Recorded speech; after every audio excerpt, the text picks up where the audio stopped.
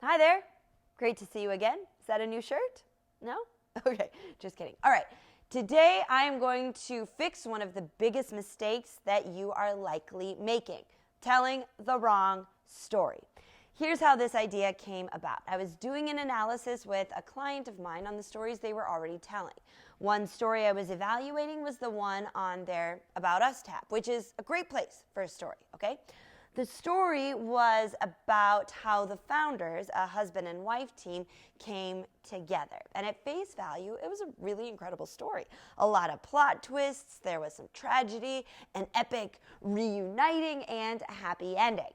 But at the end, I found myself asking, what's the point? I didn't know anything more about their business. I didn't know anything about the products or the services they provided, and I certainly had no idea how they could help me, the potential customer. Now, this is a serious problem.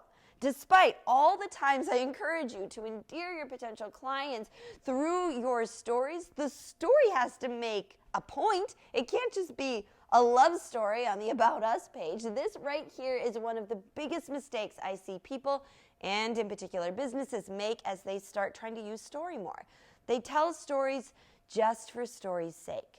Now let's be clear, this is a totally acceptable thing to do at happy hour or around the dinner table. But if you are trying to be strategic in your storytelling, particularly in business, you need to be very clear on what the stories you are telling are supposed to be doing. What do you want them to accomplish?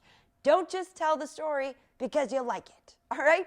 Now here's how you avoid making this mistake. Before you use a story, ask yourself, what is my goal?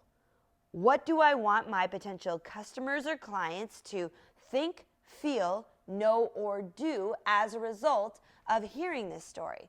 If the story you are planning to tell doesn't satisfy your messaging needs, don't tell it. Now, this is also a great strategy or process to go through as if you don't already have a story in mind yet. Start with first asking the question, what do I want my audience to think, feel, know, or do as a result of hearing a particular story? When you're clear about the objective, it becomes a lot easier to find a story that will serve that purpose, okay?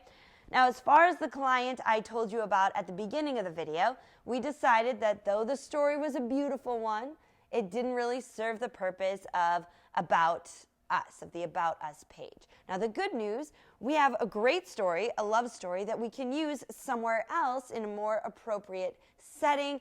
But for now, we're going to stick to a story about how they can serve their customers.